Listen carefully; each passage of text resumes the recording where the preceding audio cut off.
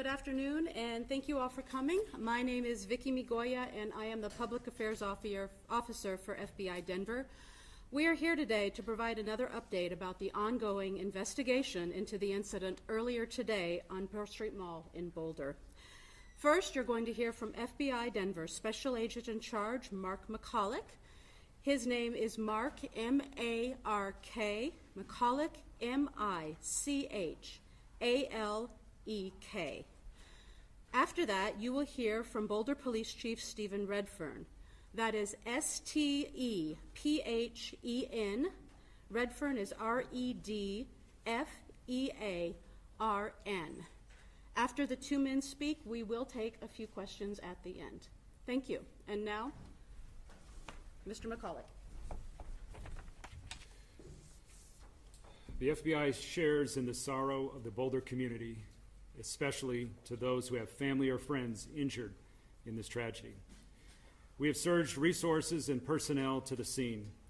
Our special agents, our victim specialists, and evidence response teams are doing everything they can to assist our law enforcement partners.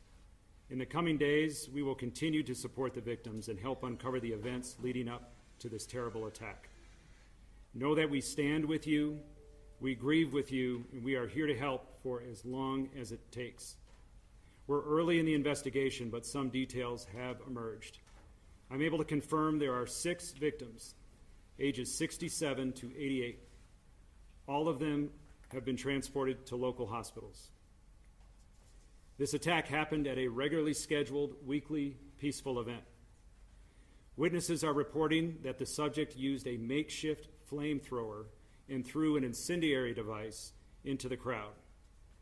The suspect was heard to yell, "Free Palestine," during the attack. The subject has been identified as Mohammed Sabri Solomon, and he's 45 years old. The FBI is processing the crime scene and the subject vehicle and interviewing key witnesses. We're assisting Boulder Police in providing technical, analytic, and additional forensic resources.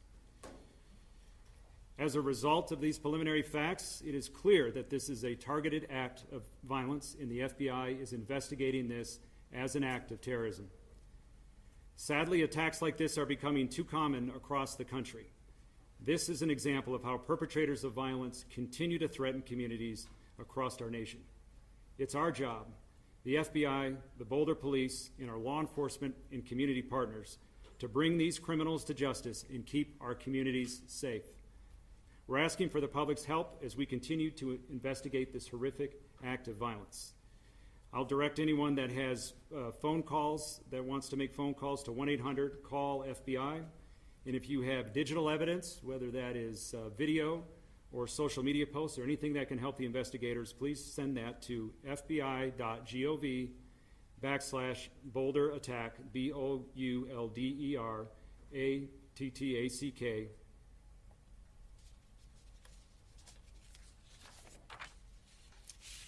Our strength as a society comes from our shared values and our commitment to protecting one another. Any attempt to divide us through fear or harm has no place in Boulder, in Colorado, or anywhere in our nation. We stand in full solidarity with those targeted, and we will continue to ensure that justice is pursued swiftly, that support is provided to victims and their communities, and preventative action is taken to protect everyone's safety. And I'll turn it over to Boulder Police Chief Redfern. Thank you, Special Agent in Charge. As was mentioned, my name is Stephen Redfern. I serve as the police chief here in Boulder. I want to thank, first and foremost, the FBI for their swift response today and our partnerships which preceded this attack today. We are very grateful for their assistance and we'll be working hand in hand moving forward. I want to give first an update on the scene. As many of you are aware, we have several blocks closed off in downtown Boulder surrounding the courthouse. We are still clearing that area for devices. We have multiple teams of K9 and our bomb squad and hazmat teams in that area. I cannot at this point give you an estimated time for opening of that area downtown. We're hopeful it will be this evening. We understand that people's vehicles are in that area that's closed and they'd like to get them please follow the Boulder Police Twitter account or other social media as well. We will report on that when we open that area.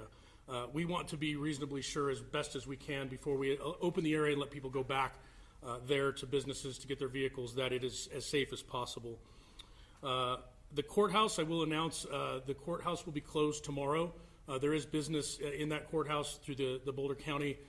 It will be closed tomorrow as we continue this investigation. Just a couple of mentions. We know there's other events, including things going on this evening in town and in the coming week, and we are ensuring that we have resources there at those events to ensure that people are able to go about their business safely in light of this attack. But as always, we urge people to call 911, call us if they see suspicious behavior, if they see someone that's acting in a manner that appears to be suspicious. We would like to receive that call, go out and verify whether somebody's behavior is malicious or not. I want to thank our law enforcement partners. I started by thanking the FBI, but when this call came out today, we asked for help from all of our partnering agencies, some of whom are here today, and I can't thank you enough. It's not the first time we've had to do that here in Boulder, and it's not the first time that we've had to do that in the metro area. And the special agent in charge referenced partnerships. When we put out the call today, we had a lot of help, both locally and from the region, and I really can't thank our partners enough. Also, I would be remiss if I didn't mention the first responders today. When this call came out today, our officers rushed as quickly as they could somewhere close to the area, and they immediately ran into a chaotic situation where a man was throwing Molotov cocktails and using other devices to hurt people. Our officers, as they're trained, immediately interacted with the suspect, took him into custody, and then began rendering aid to those victims. And I'm very proud of our response today. I'm very proud of our partners as well with the fire department and well as American Medical Response. Before we take some questions, I just want to say that Boulder is not immune to tragedy, sadly, and I know a lot of people are scared right now. A lot of people are upset and questioning how this happened and why. All I know is Boulder has recovered before from acts of violence, and we will again recover. I urge the community in this time to come together. Now is not the time to be divisive, and we will continue to ensure community safety along with all of our partners. To echo the special agent in charge comments, our hearts go out to everyone affected today. Here and in Colorado, we understand that this has a ripple effect in many communities, and we are continuing to stand with and support the victims affected today by this attack. With that, I think we'll turn it back over to our public information officers.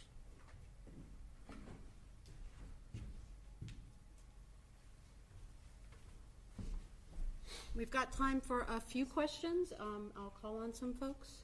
Vicki, I have a Sure. question for Special Agent McCulloch. Is there any information that could indicate that this individual that is in custody is linked to a greater network or any particular group? Not at this time. The subject is in custody, but this will be a thorough and complete investigation, and those checks are ongoing. Colleen?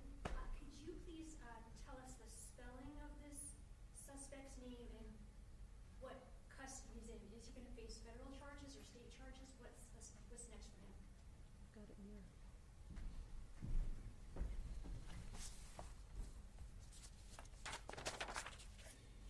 His name is spelled Mohammed, Mohamed,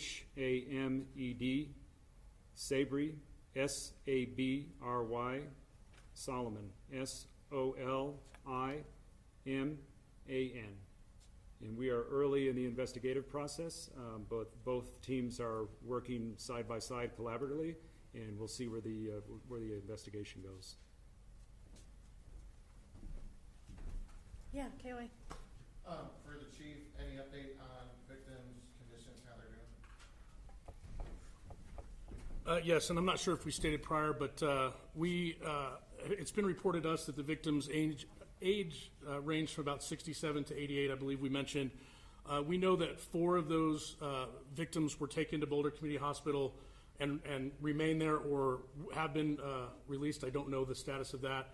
2 additional victims were airlifted to the Denver metro area, I believe to Aurora Hospital burn unit. At this time, all 6 victims are still being treated. And again, our thoughts are heavily focused on their recovery right now. Anything on the conditions of that now? So the question was about the condition of the victims. The last update I had is that at least one victim was very seriously injured, probably safe to say critical condition, and then other victims received more minor injuries. I think there's a wide range, but we haven't talked to doctors yet and gotten an actual rundown of specific injuries. That doesn't include the suspect, does it? The suspect was injured. The suspect was taken to the hospital, and he was examined there as well. I'm not sure if he's been taken to the correctional facility yet or not. One more question? There are people online who can be witnesses that say there was a second attacker. Can you speak to that at all? What I can say, and I will say that I've been involved in several of these mass casualty events in my career, and there is almost always reports of multiple suspects. It's very typical. We did receive reports of differing descriptions. From everything we know in the witness briefings and interviews that we've done at this point, we do not believe that there is an additional suspect at large. We're not going to say that with absolute certainty because we're still conducting a lot of interviews.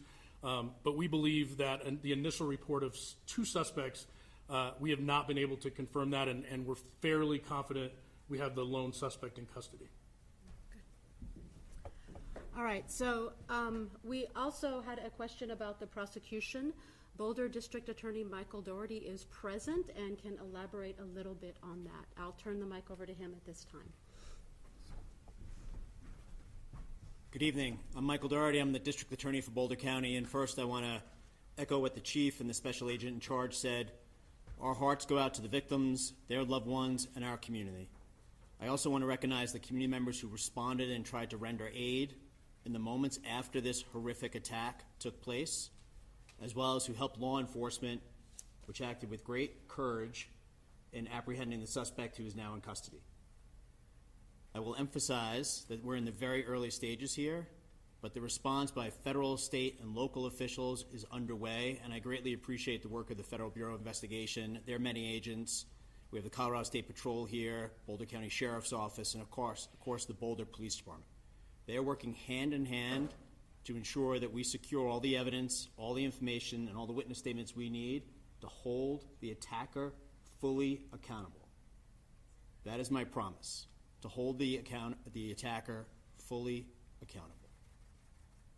The U.S. Attorney's Office and my office have a strong working relationship. We've worked on cases in the past. And as you know, when it's a mass attack, whether it be King Soopers, Club Q, Planned Parenthood, the list goes on, and unfortunately and tragically, that list is too long for the state of Colorado. But from those experiences, we have forged really strong working relationships and ensuring that we do everything possible, everything we can do and need to do to secure justice for the victims, their family members, and the Boulder community, as well as the state of Colorado. So we're in close communication with the U.S. Attorney's Office. The U.S. Attorney and I just spoke on the phone again now, and in the coming days, decisions will be made about what charges to file and where. There's a couple different options, but what I would stress now, most importantly, is we are fully united 100% in making sure the charges we bring hold the attacker fully accountable. Thank you very much. All right, thank you all for coming. The Boulder Police Department and the FBI will summarize some of what was said at this news conference, and we'll have a news release we'll put out on our social media accounts later this evening. We don't anticipate another press conference tonight. Thank you.